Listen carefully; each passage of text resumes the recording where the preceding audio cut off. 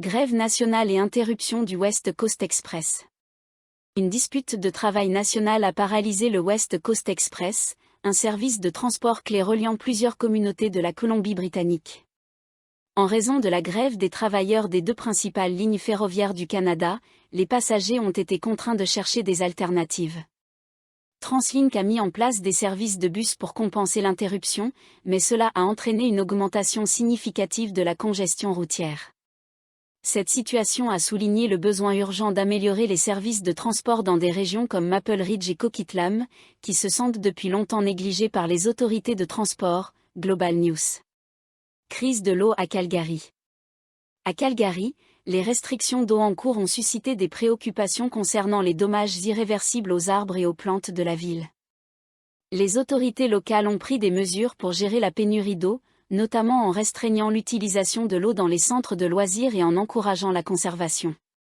Cette crise a également suscité des discussions sur la durabilité à long terme de l'approvisionnement en eau de la ville, exacerbée par des changements climatiques imprévisibles et la demande croissante des résidents. Global News.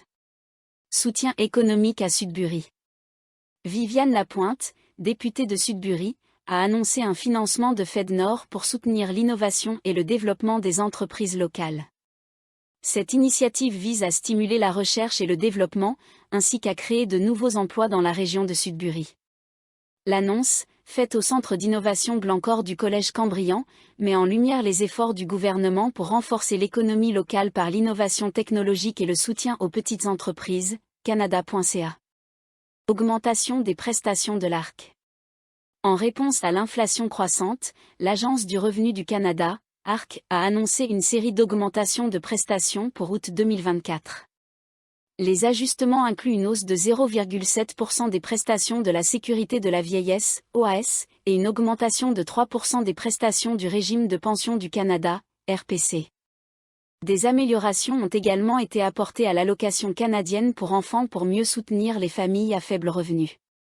Ces changements visent à aligner les prestations sociales sur l'augmentation du coût de la vie. USTLUB. Interdiction des téléphones portables en classe en Alberta. L'Alberta a introduit une nouvelle réglementation interdisant l'utilisation des téléphones portables dans les salles de classe Cap-12, qui prendra effet cet automne. Cette initiative vise à améliorer l'environnement d'apprentissage en réduisant les distractions numériques et en encourageant une participation plus active des élèves en classe. Les parents et les éducateurs ont réagi de manière mitigée à cette décision, certains applaudissant l'effort pour améliorer la discipline en classe, tandis que d'autres s'inquiètent de la gestion des urgences. Global News. Incendie suspect dans une brasserie de Calgary. Une brasserie bien connue de Calgary a été détruite par un incendie, et les autorités ont ouvert une enquête pour incendie criminel. L'incident a profondément affecté la communauté locale, de nombreux résidents exprimant leur choc et leur inquiétude face à cette perte. Les enquêtes sont en cours pour déterminer les causes exactes de l'incendie et identifier les suspects potentiels. Global News. Augmentation des taxes sur le carbone. Le gouvernement canadien a mis en place une augmentation des taxes sur le carbone, affectant directement les coûts énergétiques pour les ménages et les entreprises. Cette mesure s'inscrit dans le cadre des efforts continus du Canada pour réduire les émissions de gaz à effet de serre et atteindre ses objectifs climatiques à long terme. Toutefois, elle a suscité des critiques de la part de certains secteurs industriels, qui craignent une augmentation des coûts opérationnels. Manifestation pour le logement à Vancouver. Vancouver a été le théâtre de manifestations massives appelant à des logements plus abordables.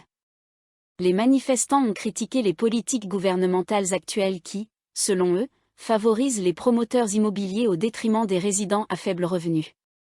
Les manifestations ont intensifié le débat public sur la crise du logement dans les grandes villes canadiennes. Programme pour réduire les accidents de moto.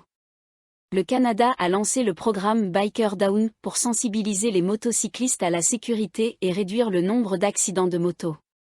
Le programme comprend des ateliers sur la conduite sécuritaire et des séances d'information sur les équipements de protection. Cette initiative a été bien accueillie par les communautés de motocyclistes à travers le pays, qui voient en elle une étape positive pour améliorer la sécurité sur les routes. Global News. Débat sur l'avenir des salaires des enseignants. Le débat continue sur une potentielle augmentation des salaires des enseignants à travers le Canada. Les syndicats d'enseignants plaident pour une augmentation qui reflète mieux l'inflation et l'importance de leur rôle dans la société. Le gouvernement est sous pression pour répondre à ces demandes tout en équilibrant le budget éducatif. Investissement dans les infrastructures de transport. Le gouvernement canadien a annoncé des investissements significatifs dans les infrastructures de transport, y compris la modernisation des routes et des ponts. Ces investissements visent à stimuler l'économie, à créer des emplois et à améliorer la sécurité routière, en particulier dans les régions rurales qui ont été historiquement sous-financées. Préoccupations concernant les feux de forêt. Les feux de forêt continuent de poser de graves risques dans plusieurs régions du Canada. Les conditions météorologiques extrêmes, exacerbées par le changement climatique, ont provoqué des évacuations sporadiques et des alertes de qualité de l'air dans des communautés à travers le pays. Les autorités travaillent d'arrache-pied pour contenir les incendies et protéger les résidents. Impact du changement climatique sur les communautés autochtones. Les communautés autochtones du nord du Canada subissent de manière disproportionnée les effets du changement climatique, affectant leur accès aux ressources naturelles essentielles comme la chasse et la pêche. Les leaders autochtones appellent à des mesures plus fortes pour protéger leur environnement et soutenir leur mode de vie traditionnel. Tensions à la frontière canado-américaine. Les tensions persistent à la frontière canado-américaine concernant les politiques migratoires et les échanges commerciaux.